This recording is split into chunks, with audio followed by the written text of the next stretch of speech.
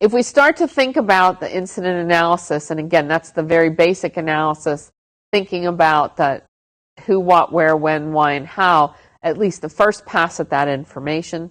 Some of that information may only be gained by doing more in-depth technical analysis. But the first thing is to gather the information that you have, validate that this is truly an incident according to your incident handling policy and according to your incident criteria. Try to identify the attack vectors, any type of system weaknesses that were maybe exploited, any type of impact that has occurred. How is this actually affecting the system where the malicious activity is occurring? How is that impacting other operations within your organization, especially key business or key critical assets, key business operations? And what type, does anyone else know about this? What are they doing? Are there known fixes, workarounds, or mitigations? How do we build our courses of action? So researching what others have done, and that will all be fed into the response process. Coordinating with others, this may be talking with those external experts we mentioned to gain additional insights, looking at security websites, vendor websites, to understand what others are seeing or if others have any insight. And then in the long run, performing any type of correlation as far as looking for any relationships or connections to other types of activity or other incidents that are going on within your organization or in other external organizations. And in the end, also trying to make sure that you track it back and identify the root cause. Why was this activity able to occur? And if the root cause is not identified and the root cause is not addressed, then you open your organization up to have these incidents over and over again.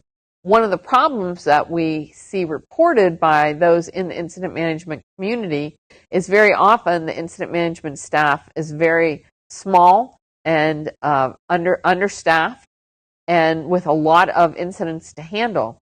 So what can often happen is if a system is compromised, that system can be immediately rebuilt to get it back in operation.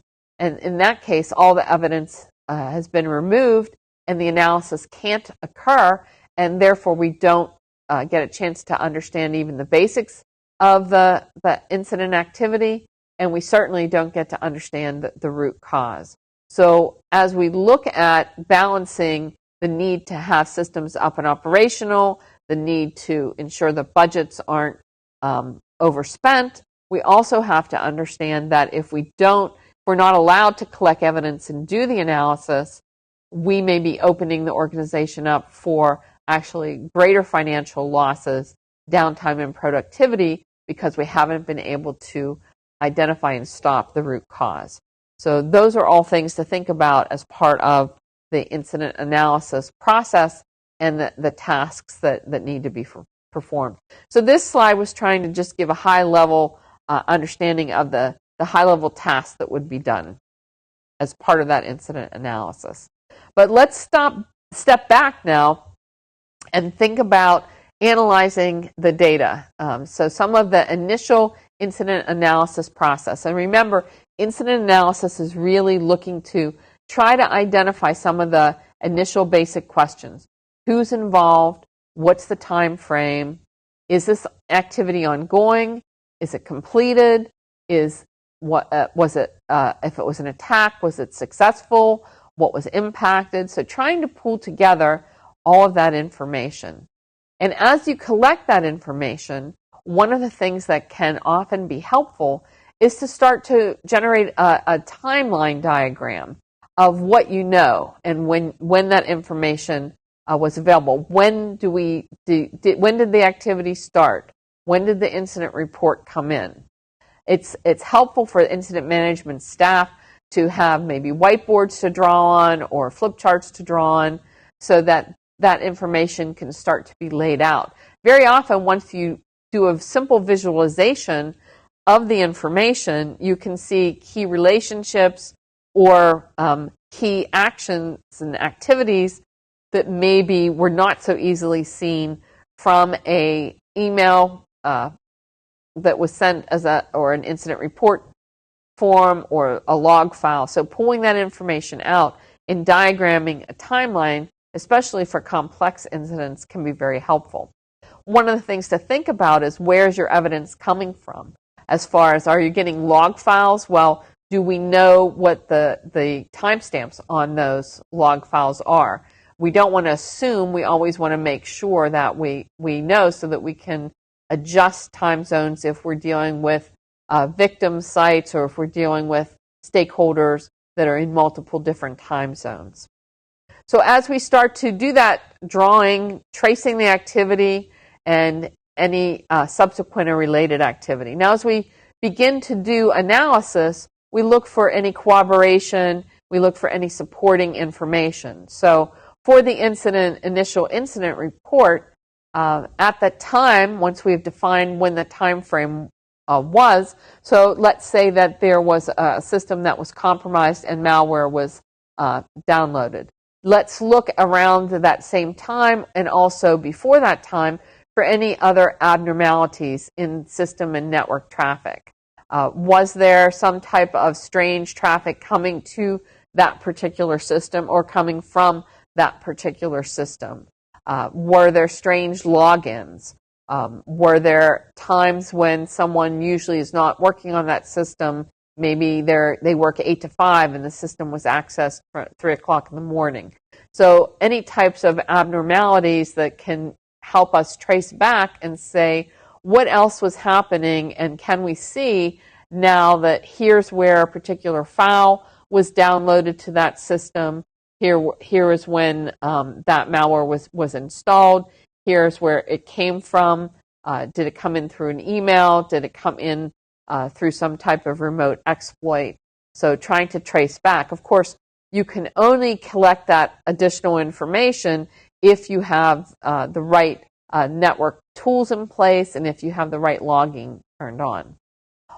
As we begin to try to understand the impact of this activity and any subsequent or related activity, we want to also see, if we've got one compromised system, what does that system have access to? What trusted relationships? Or what about the users of that system? What do they have trusted access to?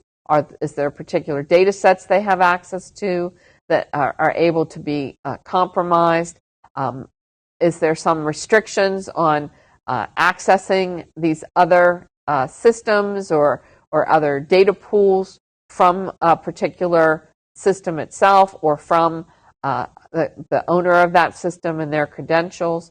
So follow the trust relationships to see if there's other systems that trust that compromised system, and have they also been affected.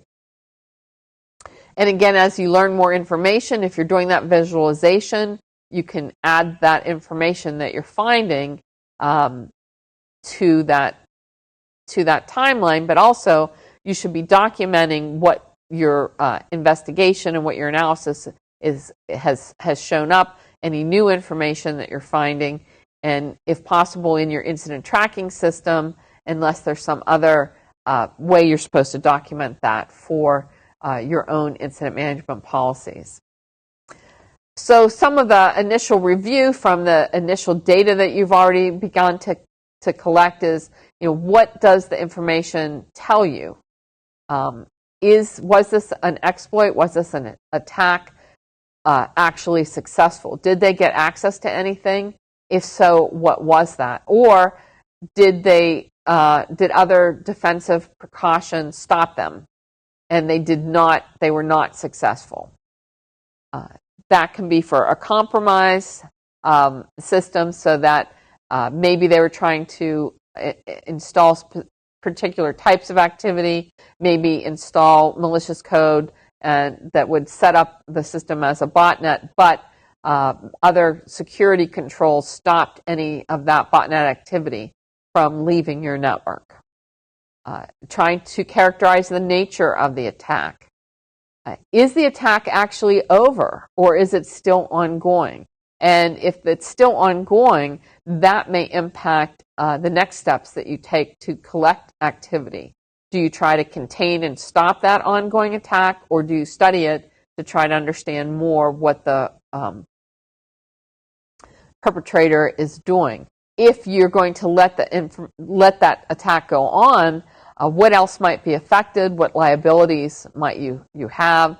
What other damage could be done? So those things have to be taken into account, and the right approvals from management, possibly even legal, have to be ensured before allowing that to continue.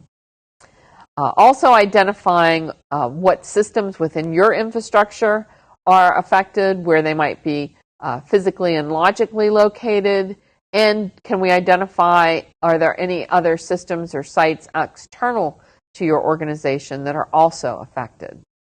When we say, is it a known MO, modus operandi, that means that, method or attack, thinking how is this done, what method was used. Is this something that we've seen before? Is there a write-up at one of maybe the vendor sites or at one of the antivirus sites that talk about particular pieces of malware? Is this a known vulnerability that's been exploited? So what can we collect and what can we know as part of the analysis to help us understand if there's already been an identified response or a workaround? Another initial question can be, is this what we call hot site, or is this a high-level critical site that might up the priority of how the analysis is done? Or is this a known reporter? In that case, we don't mean a media reporter or a newspaper reporter or something like that. We mean an incident reporter. Is this someone who reports information to us on a frequent basis, and that information is known to be accurate and complete? If that's the case, it may mean that the validation part of our activity may not need to be as in-depth because we've seen that this person provides us with good, substantial information before. This organization provides us with good information. So that can change the way that we do that initial analysis. Some of the other questions that we want to know is what's been done already to mitigate the situation. Has any actions been taken? Who've taken those actions? What changes have those actions caused? Can we get that information? Is it someone within our infrastructure? Is it someone external? Who else has been told about this information? Who else has been contacted about the ongoing incident? These are also questions that we want to know as part of the basic incident analysis. And again, we're starting to build that inventory of what do we know and what do we have available, what might require further analysis, what might require special technical analysis. Also, as we start to build that inventory of information, we're going to identify pieces of information that are missing. We're going to identify questions we have about the information, and it's not a bad idea to actually write that down. What information is missing that we want to try to get? Who do we want to try to get it from? And what additional questions do we have? And who do we want to ask those questions to? And then as that information is obtained and as those questions are answered, documenting what we found. It's so difficult to document in the middle of handling an incident, but it's important to capture that information in case you need to hand it off to someone else, and also because your memory is not always 100% valid. So you want to write down what you've heard when you hear it so that it's fresh and you can ensure that you wrote it down accurately. There may be other questions that will come up that will be more involved in the response process, such as does this incident involve, do we think we'll need to take this incident to law enforcement? That's usually a question not answered by the incident analyst. That's usually a question that is handled by management and legal. But if they have criteria for when law enforcement would be involved, this may change how you're collecting and analyzing the information, as far as having to follow the rules of evidence, chain of custody, and ensuring that the data is collected in a forensically sound manner. And again, now that you're doing the initial analysis, what other assistance is required? So if you think that a system has been compromised and a piece of malicious code has been installed on that system, do you have a group that you would pass that malicious code to? Of course, capturing it in a protected manner so it can't infect and attack any other parts of your infrastructure. But do you need to pass it to a malware analysis team to understand how it works? Do you need to pass it to an antivirus vendor who can do the analysis? Do you pass it to law enforcement for analysis? So again, what have you, depending on the incident, what other assistance and analysis are you going to require? One of the things that can be really frustrating for an incident analyst is that you may have a lot of questions, especially about the motivation of some intruder or perpetrator, of why they did the activity that they're doing, but you may not ever be able to understand all of the answers. You may not get the answers to those questions.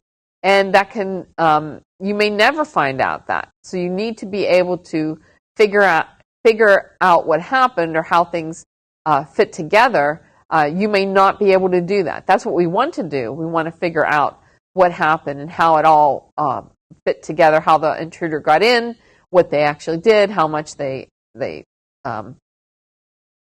affected. But we may never be able to collect all of the information. It could be that the information is destroyed. It could be that the intruder was able to cover their tracks, change log files if they weren't adequately protected. But we still try to lay out and diagram what we know, even though some of those questions may go unanswered. But management may have to step in and help staff who might get very frustrated when they can't get the answers to those questions. We have to, at some point in time, take what we know, determine the best course of action, even if we don't have all of our questions answered, and move on to the next incident once we've been able to at least mitigate this ongoing incident in some way. When you begin to get the answers to the questions, also that's going to help you start to analyze what your courses of action would be, understanding what you're going to need to do to affect a response. So this starts to look at remediation and mitigation analysis. You may not, as we said, have the complete picture of what's going on, and as you get more information, you may need to change the direction that you're going in your response. But a good point, as we said, is to start to identify the data that you do not have or the data that you have yet to be collected, that you want to continue to try to collect while you're developing your courses of action.